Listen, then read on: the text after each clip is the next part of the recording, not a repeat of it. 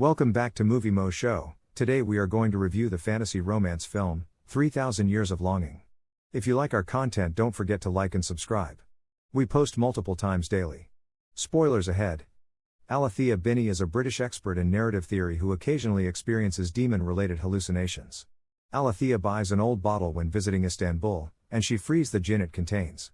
The djinn promises Alethea 3 wishes, provided they are each truly what she wants, but Alethea counters that wishing is a mistake and calls the djinn a trickster.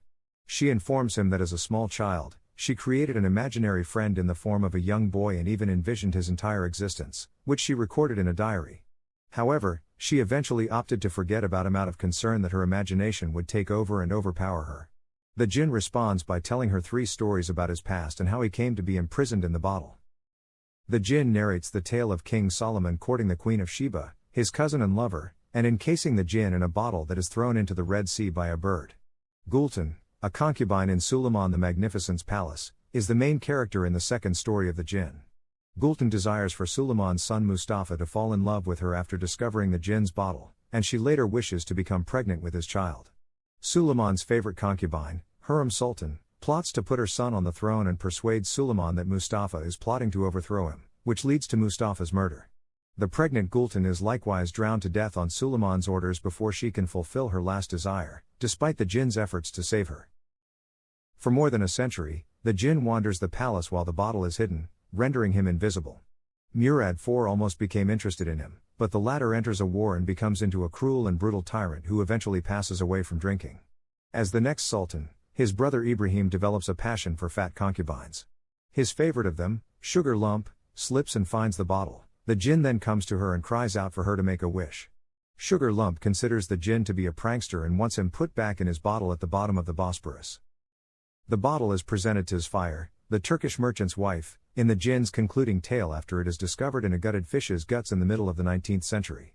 Sfire first asks the djinn for wisdom, which she grants in the form of literature, and then she subsequently asks to see the world through their eyes.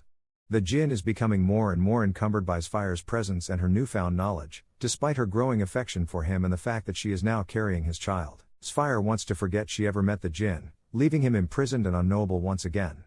The djinn offers to let her live in his bottle whenever she pleases. In response to the djinn's concluding tale, Alethea develops the wish that she and the djinn will fall in love and have sex. The djinn and Alethea then make the decision to return to London together. Alethea has concealed the djinn inside a salt shaker bottle at the airport.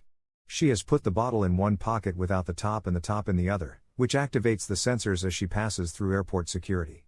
Despite Alethea's protests, an airport security guard examines the salt shaker by inserting a pencil inside of it before placing the lid on the bottle and sending it through the X-ray machine.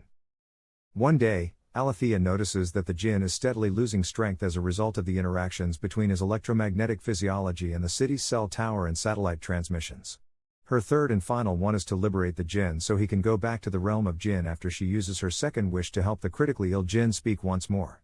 She then apologizes for using her wish to prevent them from falling in love organically. 3 years later, much like she used to with her childhood imaginary companion, Alethea has produced a book including all the tales that the djinn told her.